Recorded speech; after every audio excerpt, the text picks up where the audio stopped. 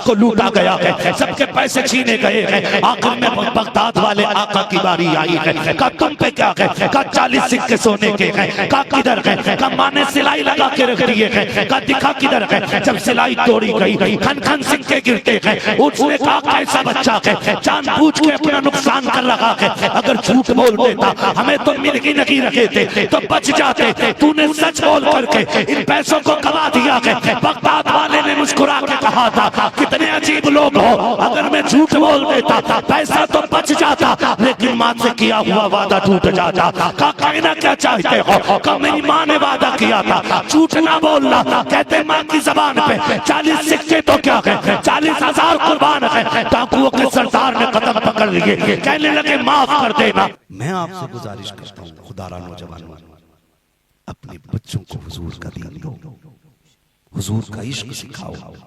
मैंने कहा वक्त मिले तो दिन में एक बार मदीने वाले पे दुरूद जरूर पढ़ा करो। हमने अपने बच्चों को कुत्ता बिल्ला पढ़ाया, हमने अपने बच्चों को तालीम दी, लेकिन कुरान से दूर रखा। माएं बहनें बैठी हैं, ये हर घर की कहानी है। बच्चे तैयार हो जाते हैं, कभी गाड़ी आने में देर होती है, कभी नाश्ता तैयार होने में देर होती है, तो अम्मा क्या करती है, ले लल्ला थोड़ी देर गेम चला ले, तब तक मैं टिफिन तैयार कर दे रही है। हमने 10 मिनट अपनी मजबूरी की वजह से मोबाइल उसके हाथ में दिया, फिर वो उसकी बीमारी बन गया, बीमारी बन गया।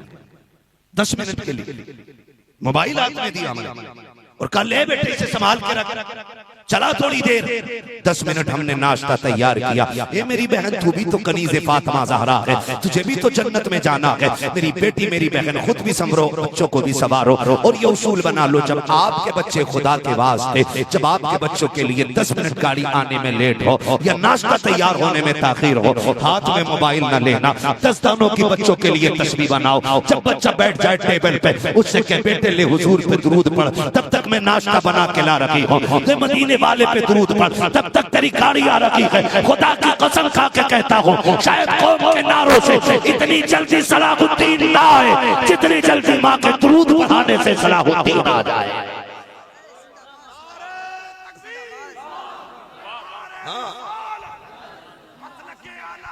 जिंदाबाद जिंदाबाद जिंदाबाद जिंदाबाद या अली।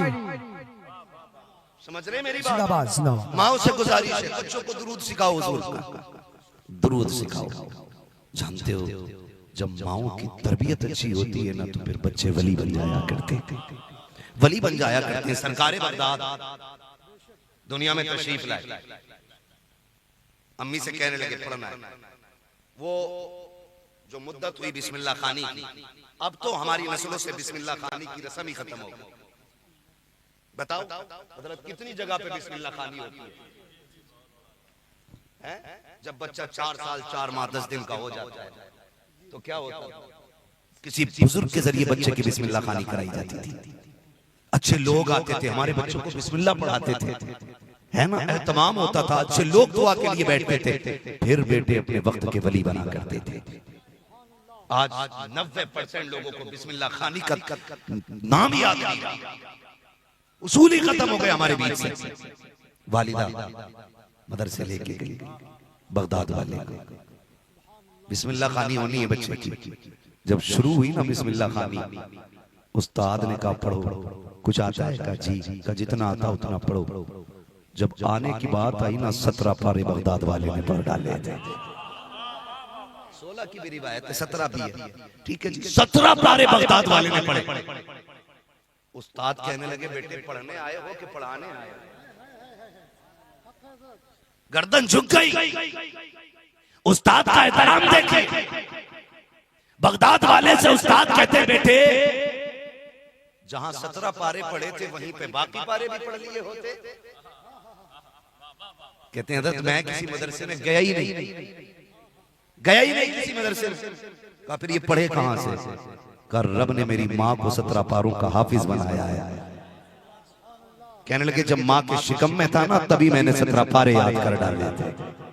मैं आपसे कहता हूँ आज लोग कहते हैं कि मुआशरे का असर बच्चों पे पड़ता है, तरबियत का असर बच्चों पे पड़ता है। मैं कहता हूँ दुनिया में आने के बाद हमारा बच्चा 8 साल का हो जाता है, खड़े होकर पेशाब करे, अम्मा से कहो जाके ना तुम्हारा बेटा खड़े होकर पेशाब कर रहा था, कहता जी मौलाना छोड़िए अभी बच्चा ही तो है, समझ जाएगा, अभी उम्र ही क्या है 6-7 साल का है, शऊर आएगा खुद समझ जाएगा। नहीं, गलत सोचते हैं हम लोग। हमारे बच्चों को 6 साल के बाद ही 14 साल में जाके शऊर आएगा। नहीं, याद रखिएगा हमारा इस्लाम हमें ये सहन देता है जब बच्चे माँ के शिकम के अंदर आ जाए तभी से माँ के तरीके बदल जाने चाहिए, तभी से बच्चों की तरबियत का आगाज हो जाया करता है। जो बच्चे माँ के शिकम के अंदर होते हैं और माँ कुरान की तिलावत की आदी होती है तो बच्चे डांसर पैदा नहीं, बच्चे कुरान के कारी पैदा होते हैं। अगर माँ तशबीह की आदी होती है तो बेटे वली पैदा हुआ करते हैं। क्या तुमने नहीं देखा? जाओ यहूद और नसारा का तरीका देखो, जब औरतें 19 से हो जाती हैं तो वो अपने हाथों में कॉपी लेती है, भले कितनी भी बड़ी डिग्री उनके पास हो लेकिन प्लस माइनस के सवाल हल किया करती है,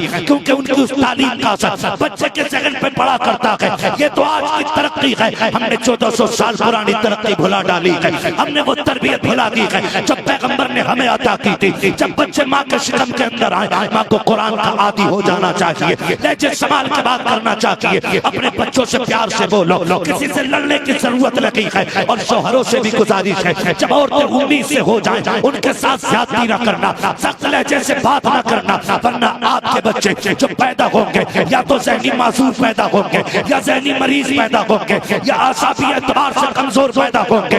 इसलिए कि जो बीतती है माँ के दिमाग पर वो उतना करती है बच्चे के वजूद पर। आपसे कहना यह चाहता हूँ, ए मेरी कौम की बेटी हो, अगर तुम किसी बच्चे को जन्म देने वाली हो तो फिर सीरियल के आगे न बैठना, टीवी के आगे न बैठना, मोबाइल न चलाना, गाने न सुनना, रिमोट न लेना, रब तौफीक दे कुरान लेके बैठ जा, तो तेरी होगी आने वाला मोहम्मद बिन कासिम आ जाए। नारे तकबीर, नारे रिसालत, उलमाए अहले सुन्नत। जाओ जाके बहनों को बताओ, सरकार गौस पाक कहते हैं कि मैंने ये 17 पारे तब हिफ्ज़ कर लिए थे जब माँ के शिकम में था। कैसे कैसे? फरमाते कि मेरी माँ आटा गूंथती थी तो कुरान पढ़ती थी। बोले सुभान अल्लाह। हाँ, अगर अब भी दिल पे असर ना हो ना तो फिर मौलवी मुजरिम नहीं, फिर जाके कमाई सर्च करना कि हराम की थी कि हलाल की थी। जो बगदाद वाले की महफिल में मुंह नहीं खुल रहा था, और या फिर पूछना अम्मा तरबियत कैसे की थी। तवज्जो है सारे लोगों को जो मैं बात अर्ज कर रहा हूँ आपसे? क्या कहा मैंने अभी? अल्लाह आपको सलामत रखे, सब कुछ याद। ऐसे भी जज्बात में ना बहें कि भूल जाए। सरकारें बगदाद की जिंदगी आपकी। कहते माँ जब झाड़ू लगाती थी तो कुरान पढ़ती थी, माँ जब खाना बनाती थी तो कुरान पढ़ती थी। आज ना ये तो सबका अलमिया की बरकत नहीं है, सारे लोगों की ये टेंशन। कई फोन आते हैं अब्दुल कादिर भाई बड़ा कमाते हैं भाई, मगर क्या करें, खूब पैसा आता लेकिन पता नहीं क्यों खत्म हो जाता, बचता ही नहीं। कह रहा लकीरें देखिए, अरे जिसे रास्ता ना पता वो लकीरें ढूंढ लेगा, है तो खुद रास्ता मैप में देख के चलते, और मौलवी तुम्हारी हथेली देख के लकीरें बताएगा। मैंने कहा अगर लकीर ही दिखानी है तो किसी रब फकीर को जाके देखा, फिर देख। लकीरें वो देखे जिसे टूटी लकीरों को जोड़ना आता हो, है ना। टूटी टुटाई बताने से फायदा क्या? कभी उसकी चौखट पे जाओ जो टूटी लकीरें जोड़ देता हो। देखा तो सही, पैसा क्यों नहीं रोक दिया? कि मैंने मोबाइल में देखा था, ये खुली होती है ना तो पैसा रुकता ही नहीं। पता नहीं कहां से बताते, उल्टी हमारी देख रहा था, बोले देखे तुम्हारी। मैंने हमारा मुकद्दर बहुत अच्छा है, रब ने हमें हुजूर का नौकर बनाया है, बात ही खत्म। और हम तो खुल के कहते हैं कोई घमंड नहीं, कोई औकात नहीं। हमारी औकात तो साइकिल भर नहीं थी। हाँ, हम तो कोई, हमें कुर्सी तो बड़ी बात है, अपने मोहल्ले में शायद बैठने जगह नहीं देता। ये तो हुजूर का करम है जो जहाजों में उड़ रहे हैं। हम तो फख्र से कहते हैं ये नाज ये अंदाज हमारे नहीं होते, झोली में अगर टुकड़े तुम्हारे नहीं होते, मिलती ना अगर भीख हुजूर आपके दर से, इस शान से मंगतों के गुजारे नहीं होते। नारे तकबीर, नारे रिसालत, जश्न गौसे आज़म, नारे हैदरी, सुभान अल्लाह, जिंदाबाद जिंदाबाद, बहुत खूब। हाय हाय हाय। सुन रहे हैं सारे लोग, है ना? इनाम देने का काम तो माशाल्लाह ये लोग कर ही रहे, नौजवान बड़े बूढ़े खाली हाँ कर दें तो मेरी थकन उतर जाएगी। चलें आगे, कह दें जरा या रसूल अल्लाह। सही बता रहा हूँ, लोग ये तो कह देते हैं फोन नहीं उठाता है, ये भी कह देते बात नहीं होती है, और करीब करीब हर नकीब का ये तंज मेरे ऊपर रहता ही है कि तारीख झाड़ों में लो तो फिर पसीना आ जाता है। मगर भाई यकीन, मेरा भी एक दर्द समझो, मैं अगर कहीं जल्दी पहुंच जाऊं तब सोने मिल जाता है, या अगर रोड अच्छा मिल जाए तो गाड़ी में सो लेते, वरना कभी कभी 3 दिन हो जाते हैं बिस्तर पे कमर नहीं लगती है। ये भी थोड़ा सा समझा कर। हाँ, कुछ तो मजबूरियां रही होंगी, यूं कोई बेवफा नहीं होता।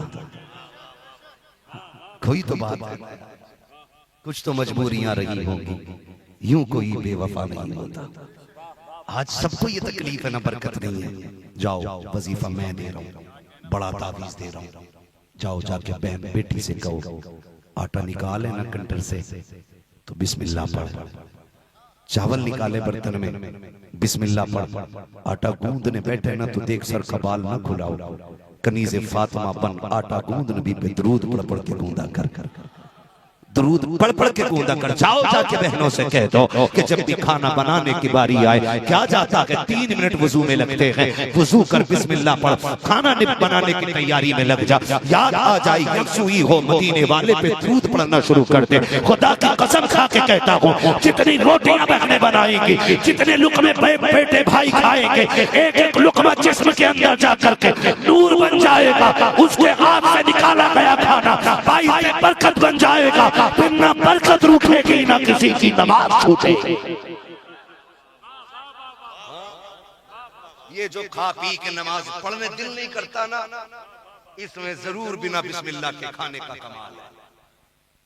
जाओ, सिर्फ इतना मेरी बहनों से कह देना, बिस्मिल्लाह पढ़ के खाना निकाला करे, दरूद पढ़ के खाना बनाया करे, फिर देख अल्लाह कितनी बरकत अता करता है, कितनी बरकत अता करता है।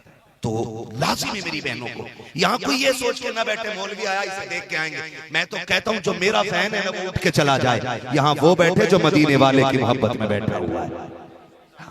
हमारे फैन हो रहे, हमारे जैसे कितने आए जमीन में घुसड़ गए, और हम भी दाई भी नहीं है। जब तक सांसें चल रही हैं आपके बीच है, जिस दिन बंद हो गई ना तो आज हैं कल थे हो जाएंगे। आज हम तारीख बता रहे हैं, कल हम तारीख बन जाएंगे। तो किसी ऐसे से दिल क्या लगा रहे हो यार जो चला जाए, दिल उससे लगाओ ना जो हमेशा के लिए आया। हाँ, कह रहे मैं बस आपके लिए बैठा हूं, मैंने मेरे लिए बैठा तो जलसे ही खराब कर लिया। हुजूर के लिए बैठ, खुदा की कसम एक एक मिनट कीमती हो जाएगा, एक एक मिनट कीमती हो जाएगा। फैन फॉलोइंग, फैन क्या चीज है, फैन यार हैसियत क्या है फैन फॉलोइंग की। खुदा की कसम हम लाख कहें वो हमारे हैं तो क्या होता है, वो एक बार कह देना ये मेरे हैं तो बेड़ा ही पार हो जाएगा। हाँ, वो कहा था इस आस में जीता हूँ, कह दे ये कोई आकर चल तुझको मदीने में सरकार बुलाते हैं, चल तुझको मदीने में सरकार बुलाते हैं। मैं होश हवा सपने इस बात पे खो बैठा, तुमने जो कहा हंसकर आया मेरा दीवाना। है ना, ये महबूब को राजी करने वाली बातें होती। तो जाओ जाके बहनों को बताना, खाना बिस्मिल्लाह पढ़ के बनाए, दरूद पढ़ के बनाए। नौजवान बैठे, अल्लाह सलामत रखे। कितने मेरे भाई ऐसे जो परदेश में बाप की जिम्मेदारियां निभा रहे हैं। मेरा दिल कहता है कि एक रात ऐसी भी निकले कि जो सिर्फ परदेशियों के लिए दुआ होनी चाहिए। बड़ी बात होती है। मैं उन जवानों को मुबारकबाद पेश करता हूँ जो वतन छोड़ के ना परदेश जाके माँ बाप के लिए, परिवार के लिए परदेश में जिंदगी काट रहे हैं। इनके हक में जब भी हाथ उठा कर दुआ कर दिया करो। आज आपका बेटा कल परदेश में शायद मेरा भी बेटा हो, दुआएं किया करो, दुआएं किया करो। मेहनत लगती है, यूं ही परदेश नहीं काटा जाता। किसी को वतन बुरा नहीं लगता है, किसी को भी यार दोस्त बुरे नहीं लगते हैं, सबको अच्छे लगते हैं। मजबूरियां परदेश ले जाती हैं, हालात ले जाते हैं, लोग मजबूर होकर चले जाते हैं। नौजवानों, अल्लाह तुम्हें सलामत रखे।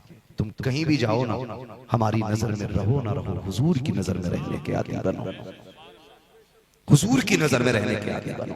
और कोशिश ये करो हम हुजूर के हो जाए, हम हुजूर के हो जाए। सरकारे बगदाद मदरसे गए, उस्ताद ने कहा कैसे, का माँ हाफिज थी 17 पारों की, हम भी बन गए। अल्लाह अकबर। फिर आपने कुरान मुकम्मल हिफ्ज़ किया, इब्तिदाई तालीम अपने इदारे में हासिल की। जब इब्तिदाई तालीम के लिए मदरसे जाते थे ना, तो जो उस्ताद सबक पढ़ाते थे ना, उससे आगे तक का बगदाद वाला पढ़ लिया करता था। तो उस्ताद कभी कभी कहते थे जिन्न हो के इंसान हो, फरमाते थे इंसान हो, मेरे बाप वो है, मेरी माँ वो है, मेरे नाना का नाम ये है, मेरे दादा का नाम ये है, मेरा परिवार वो है, बताते थे। फिर उस्ताद मुस्कुराया करते थे, खुदा की कसम बड़ी जात वाला है बगदाद वाला, बड़ी शान वाला है, नसीब वाले जिन्होंने बगदाद वाले की महफिल सजाई है। सुभान अल्लाह, जाओ सुभान वजीफा लेके चले जाओ, जिसके घर में बरकत ना हो ना, हर महीने गौस पाक की 11वीं मनाया करें। सुभान अल्लाह, बेशक हर महीने गौस पाक की 11वीं मनाया करें। लेकिन 11वीं मनाने के लिए उसूल होते हैं। सेठ जी मुंबई से गाड़ी से आए, गांव में 11वीं है तो निकाल के 11 ही रुपए देंगे। कह रहे हर महीने 11वीं करता हूं, बरकत नहीं हो रही। ऐसे नहीं होती है। तेरी जेब में कितना ये भी बगदाद वाला जानता है, दे कितना रहा है ये भी बगदाद वाला जानता है। बेशक आप लिमिट बनाइए, हमें हर महीने इतनी में 11वीं शरीफ में इतना खर्च करना। और फिर देखो अल्लाह कितनी बरकतें अता फरमाता है, कितनी बरकतें अता फरमाता है। बात रह जाएगी तो मनाएंगे इंशाअल्लाह 11वीं शरीफ। सारे वादा करें इंशाअल्लाह करेंगे 11वीं शरीफ, और वादा करें इंशाअल्लाह 11वीं करते रहिएगा। मुकद्दर की बात है। सरकार बगदाद इब्तिदाई तालीम हासिल की, उसके बाद प्रदेश गए। जाने लगे प्रदेश में तो वालिद का तो इंतकाल हो गया। अक्सर वलियों की विलायत के पीछे माँ की दुआएं का और फरमा होती है। अल्लाह जिसे जितना बड़ा बनाता है ना, उसे उतने ही इम्तिहानात से गुजारता है। अक्सर आप देखें वलियों की विलायत के पीछे माँ की मेहनतें शामिल होती हैं। सरकारें को सिर्फ आप यतीम बाप नहीं, माँ है। परदेश जाने लगे तो माँ ने कहा रुक बेटे, इंसाफ देखे, मेरे पास 80 सिक्के रखे, 40 तू ले जा, 40 भाई के लिए छोड़ दे। आज का अगर हम जैसा होता ना, कहता अम्मी ये तो घर रह रहा है, मैं परदेश जा रहा हूँ, मुझे 50 दे दो, इससे 30 दे दो। हम नियत खराब कर लेते।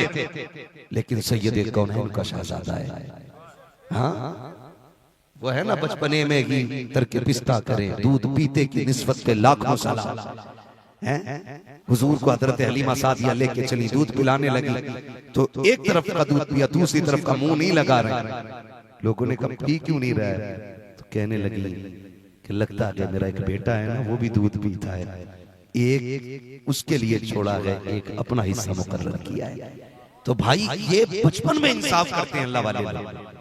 सरकारें को से पाक को 40 मिले, कहने लगे बिस्मिल्लाह, कोई बात नहीं अम्मी। फिर माँ ने कहा सुन, सदरी दे, उतार दी, बेटे हिफाजत से रखना। बात कर रही है माँ, और बात करते करते कह रही है अल्लाह मेरे लाल शहजादे, मेरे बेटे जा रहे हो ना, सुनो मैं तुम्हारे साथ नहीं आऊंगी, इसलिए कि बाप की छोड़ी हुई जिम्मेदारियां मेरे सर है। तुम जा रहे हो ना, अब्दुल कादिर ख्याल रखना, अपना ख्याल रखना मेरे लाल। खुदा की कसम ये कहते कहते माँ रोई। सरकारे गौसे पाक ने कहा मैं रोई क्यों? माँ तो माँ थी ना, पर्दा डाल दिया, मगर वो जानती थी जा रहा है अब्दुल कादिर, दोबारा मुलाकात नहीं होनी है, दोबारा मुलाकात नहीं होनी है। आप सिलती रही, रोती रही, बेटे को दुआएं देकर रुखसत करने लगे। जब गए ना दरवाजे तक पहुंची, माँ ने फिर आवाज दी अब्दुल कादिर जी माँ एक बार और आके माँ के सीने से लग जा। माँ जानती थी फिर जब आएगा बेटा तो माँ दुनिया छोड़ चुकी होगी, तारीख कबा है। ओ लोगों तुमसे मेरी गुजारिश है, खुदारा परदेश जाया करो। मैं बीवियों के हक मारने की बात नहीं करता हूँ, मैं ये नहीं कहता हूँ इनको सताओ, क्योंकि ये भी आपके लिए आई है। इन्होंने बाप तुम्हारे लिए छोड़ा, माँ तुम्हारे लिए छोड़ी, बहन तुम्हारे लिए छोड़ी, भाई तुम्हारे लिए छोड़ा है, बचपन की सहेलियां तुम्हारे लिए छोड़ी है, घर पुरानी यादें तुम्हारे लिए छोड़ आई है। इनका हक है कि इनके साथ इंसाफ किया जाए, इनके साथ प्यार से पेश आया जाए। लेकिन ऐसा भी नहीं होना चाहिए कि जब परदेश जाते हो 3 घंटे बीवी से तन्हाई में बैठ करके हाले दिल कह के भी जाते हो, सुन के भी जाते हो, कम से कम खुदा रब 10 मिनट बैठ के तन्हाई में माँ से बात कर लिया करो। तुम्हें क्या लगता है कि तुम्हारे गम में सिर्फ तुम्हारी बीवी रोया करती है? नहीं, तुम्हारी बीवी तुम्हारे सामने रो सकती है, लेकिन माँ तन्हाई में छुप छुप के रोया करती है। वो परदेश जाने वालों, तुम्हें क्या पता है जब तुम परदेश में जाकर के 8 दिन माँ को फोन नहीं करते हो, वो किसी से शिकायत नहीं करती है। क्यों? क्योंकि वो जानती है अगर पड़ोसी से जाके कहूंगी कि फोन लगा दे, बेटे से बात करनी है, शायद वो पूछेगा तेरा बेटा बात करता है कि नहीं, इससे मेरे बेटे का राज खुल जाएगा, तो इज्जत बेटे की चली जाएगी। माँ किसी के फोन से बात करने तैयार नहीं होती है। जब तुम्हारा फोन बीवी के पास आती है, माँ चुपके जाके दीवार के पास खड़ी होती है, उससे तुम्हें बात करने का वक्त नहीं मिलता है, लेकिन वो मेरी बीवी के लहजे से तेरी बातों का अंदाजा लगा लेती है और उसी से नाराजी हो जाया करती है। ये देखो मेरे हाथ जुड़े हैं, तुम्हें खुदा का वास्ता, जब तुम परदेश जाया करो तो माँ से झूठे वादे ना किया करो, उसकी दिल शिकनी ना किया करो। अगर बीवी से हफ्ते में एक बार बात करते हो तो माँ से 2 मरतबा बातें किया करो, इसलिए कि बीवी के लिए तेरे प्यार का सहारा भी है, शोहर का दौलत का सहारा भी है, लेकिन खुदा की कसम ये माँ होती है जिसे औलाद की दौलत नहीं बल्कि औलाद की सेहत प्यारी हुआ करती। नारे तकबीर, नारे रिसालत, हुकूके वालिदैन, नारे हैदरी। इतनी माए कहती हैं मौलवी जरा बात कर देना, जब से बेटा गया है दुबई तब से फोन नहीं किया है, जब से सऊदी गया है उसने बात नहीं की है, जब से पुणे में है तब से बात नहीं की है। वो यार हैरत आनी चाहिए, तुम किससे मुंह मोड़ रखे हो? खुदा की कसम खा के कहता हूँ अगर माँ बाप रूठ जाए तो खुदा पाक भी राजी नहीं होता है। अगर तुम ये चाहते हो तुम्हारी दौलतों में बरकतें होने लगे तो माँ बाप के कदमों में बैठा करो। अगर तुम ये चाहते हो तुम्हारी उम्र में बरकतें हो तो माँ बाप के कदमों में बैठा करो। अगर तुम ये चाहते हो परिवार सुख में रखे तो माँ बाप के कदमों में बैठा करो। अगर गुर्बत आ गई है तो इनका आंचल पकड़ के रब से भीख मांगा करो। अगर मुसीबतें आ गई हैं बाप की जूतियां सर पे रख के दुआएं मांगा करो। खुदा की कसम माँ बाप वो दौलत होते हैं, अगर 70 वली बैठ के तेरे हक में बददुआ करे और एक माँ बैठ करके दुआ के लिए हाथ उठा दे, अल्लाह 70 वलियों को डाल सकता है लेकिन औलाद के हक में माँ की दुआ नहीं डाली जाती। रोना आता है हमें, तकलीफ होती है, हो सकता है किसी को बुरा लग जाए, लेकिन सुन मेरे भाई, माँ होती है, माँ होती है, उनका बदल कोई नहीं, उनका बदल कोई नहीं। बेटा अल्लामा ही क्यों ना, कसम खा के कहता हूँ, ये दुनिया भर में घूमने वाले उलमा, रात भर रोड पे रहने वाले उलमा, जानते हो हम पूरी जिम्मेदारी से ये बात कह सकते हैं अब्दुल कादिर भाई कि जब जाए तो बीवी सोती हुई मिल सकती है लेकिन माँ सोती हुई नहीं मिल सकती है। माँ सोती हुई नहीं मिल सकती है। तेरी कमाई पे पलने वाला तेरा बेटा भी ऐसी रूम में होगा, वो भी कंबल तान के सोया होगा, लेकिन बाप की आंख नहीं लगती है। वो उठ के घड़ी देखता है, आया नहीं, सर्दी आ गई है, सर्दी आ गई है। रात के 10-10 बजे बूढ़ा बाप ना कंबल में लिपट के तुम्हें चौक में दिखा दूंगा खड़ा हुआ, जिसकी कमर सीधा नहीं होने देती है वो भी लाठी टेक के खड़ा होता है। गाड़ी रोक के पूछो चाचा कहीं छोड़ दे, कोई काम हो बताएं। कहा नहीं आप जाओ। कहा क्यों खड़े हो? कहा बेटा काम पे गया था अभी तक नहीं आया। जबकि ये वो बेटा है जो बाप का चश्मा तक बनाने राजी नहीं होता है। ये वो बेटा है जिसको बाप की 5 रुपए की गोली भी भारी लगती है, जो उसका खांसी का सिरप लाते हुए ये कहता है कि तुम्हें पालूं के औलाद को पालूं। उसके लिए बाप चौक में आके खड़ा हो गया। इसे जरूरत थी कंबल की, इसे जरूरत थी रजाई की, लेकिन बेटे के प्यार ने इसे सोने नहीं दिया। तुमसे हाथ जोड़ के कहता हूँ खुदारा बाप की कदर करना, बाप की कदर करना। खुदा की कसम ये कभी मत सोचा करो हमारी माँ हमसे प्यार करती है बाप प्यार नहीं करता है, कभी मत सोचना। आप ये फैसले इसलिए कर लेते हो ना कि माँ एकदम रोने लग जाती है और बाप रोता नहीं है। नहीं, इसका मतलब ये नहीं है बाप को प्यार नहीं है। अगर तुझे देर हो गई तो माँ अगर रो रही है ना तो देखना खुदा की कसम चैन से बिस्तर पे बाप भी नहीं ले पाता है, वो भी करवटें बदलता है। उसकी कदर करना यार। उस दिन बड़ी तकलीफ हुई, एक बच्चे ने फोन करके मुझसे कहा मौलाना मेरे अब्बा को समझा दो। मैंने कहा क्यों? कहा मेरी इज्जत पे आंच आ रही है। मैंने कहा क्या है तू क्या करता है? कहा मैं कुछ भी नहीं करता हूँ, लेकिन मेरा बाप रक्षा चलाना नहीं छोड़ रहा है। मैंने कहा कोई और काम कर लो, लेकिन रक्षा नहीं छोड़ रहे। मैंने कहा फिर तू क्या कलेक्टर है, मिनिस्टर है जो तेरी नाक कट रही है? कहा मैं तो कुछ भी नहीं हूँ। मैंने कहा जब वो रात को आके लेटे ना, उसके तलवों पे सर रख के रोने लग जाना, कहना अब्बा एहसान है तेरा कि तू रक्षा चला के पसीने में कपड़े भिगो के खिलाता है। शुक्र है किसी के खून में डूबे हुए लुक़मे नहीं खिलाता। उस बाप का एहसान मान जिसने ईंटें उठा के तुझे पाला, जिसने रक्षे चला के पाला। आज उसके रक्षे से तुझे गैरत आ रही है। जब बीमार हुआ था इसी रक्षे पे लेके दौड़ा था तुझे, इसी रक्षे पे लेके जंगलों के चक्कर काटे थे इसने। आज तू कहता है इससे नाक कट रही है। इज्जत करना इस बाप की। कभी बाप को समझना है मंडी में जाके देख, कभी माँ को समझना है हॉस्पिटल जाके देख। खुदा की कसम माँ खुद बीमारी की शिकार हो गई है, लेकिन बच्चे को गोद में सीने में लगा के हॉस्पिटल के दरवाजे पे सरकारी अस्पताल में 6 घंटे लाइन में लगी रहती है। कभी तू भी बाप के लिए 1 घंटा लगा लाइन में? लगा कहीं? अब्बा कहता है एक्सरे करा दे बेटे, फेफड़ों में दर्द है। का बुढ़ापे की वजह से इनका क्या करना है? वो शर्म कर यार। जब गाड़ी नहीं थी तो ये कंधे पे लेके दौड़ते थे। आज गाड़ी है, तुझसे बाप गाड़ी में नहीं जाता, तुझसे माँ साइकिल पर नहीं खींचती। आज जाओ, दौर बदलने में देर नहीं लगती है। अल्लाह कादिर मुतलक है, वो जिसे चाहे तख्त से उठा के तख्ते पे डाल देता है और जिसे चाहता है तख्त से उठा के तख्ते पे लेटा देता है। वो कादिर मुतलक है। हमने इतनी छोटी सी उम्र में कितने लोगों के हालात बदलते देख लिए। हमारे सामने करोड़पति लोग रोडों पे आ गए और कितने नंगे पैर चलने वाले आज महलों में राज कर रहे हैं। दौर बदलने में देर नहीं लगती है भाई। यही बाप है जो साइकिल पे लेके दौड़ता रहा। आज इसके लिए 10 रुपए की दवा नहीं, 10 रुपए की दवा नहीं आज इसके लिए।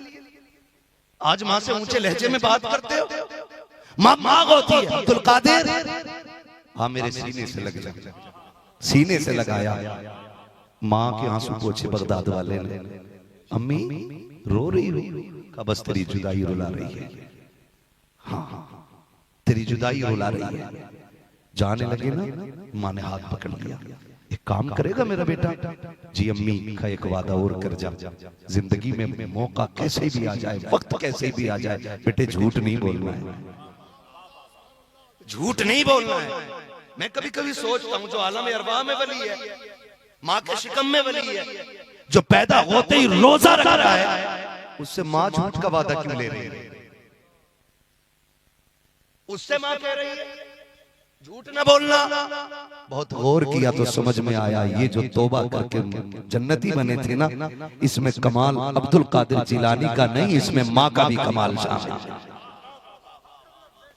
गोया को से पाक की अम्मी देख रही थी, अब्दुल कादिर तू चलेगा? हाँ बेटे जाएगा। मैंने सदरी इसलिए छुपाई है ताकि आसानी से मिल ना सके। वो भी जानती थी अब्दुल कादिर झूठ नहीं बोलता है, लेकिन आपने एडवांस में बाज़ाब्ता तौर पर इशारा दे दिया था, जाएगा डाकू मिलेंगे, सारे लूटे जाएंगे, लेकिन तेरे पैसे हाथ नहीं आएंगे, फिर तुम्हें बुलाया जाएगा। मिनवान बगी हो रहा है, सबको लूटा गया है, सबके पैसे छीने गए हैं। आखिर में बगदाद वाले आका की बारी आई है। का तुम पे क्या है? का 40 सिक्के सोने के हैं। का किधर है? का माँ ने सिलाई लगा के रख दिए हैं। का दिखा किधर है? जब सिलाई तोड़ी गई, खन खन सिक्के गिरते हैं। उसने कहा कैसा बच्चा है, जानबूझ के अपना नुकसान कर रहा है। अगर झूठ बोल देता, हमें तो मिर्गी नहीं रखे थे तो बच जाते। तूने सच बोल करके इन पैसों को गवा दिया है। बगदाद वाले ने मुस्कुरा के कहा था, कितने अजीब लोग हो, अगर मैं झूठ बोल देता पैसा तो बच जाता, लेकिन माँ से किया हुआ वादा टूट जाता।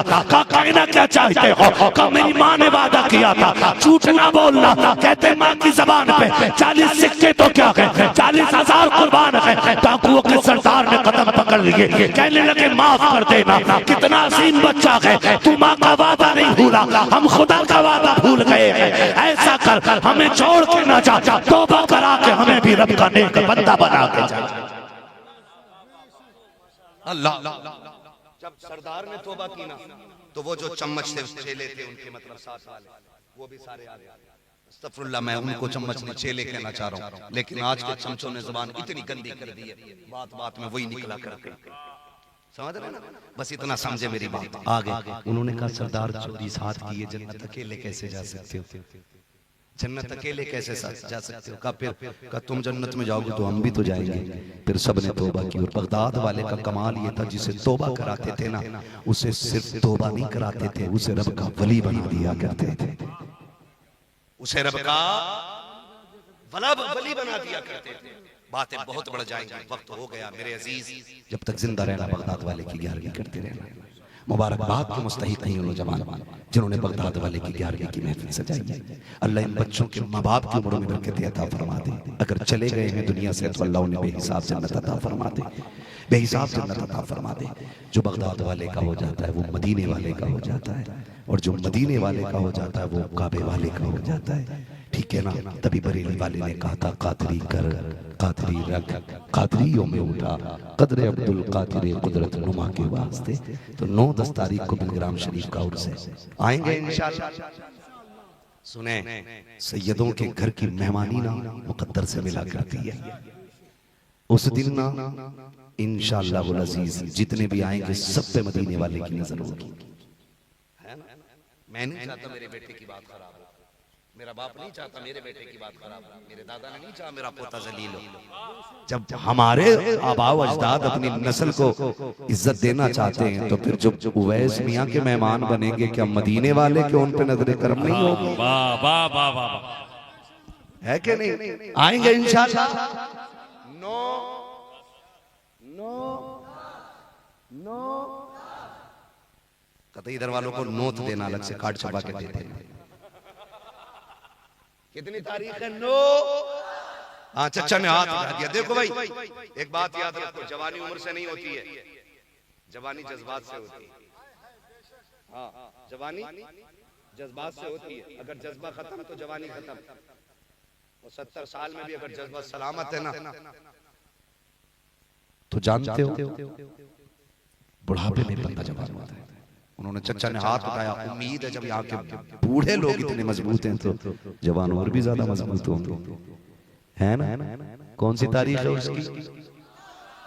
9-10 इंशाअल्लाह हम चलेंगे। कारी साहब से बुला के हुक्म है कि हुजूर का शजरा पढ़ लूंगा।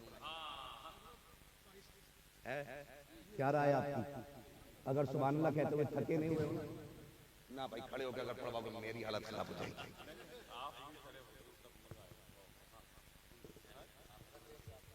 चलो भाई खड़े ही हो जाओ, मैं अपने बड़ों की बात कैसे टालूं? अब्दुल कादिर भाई कह रहे खड़े होकर खुतबा पढ़ा।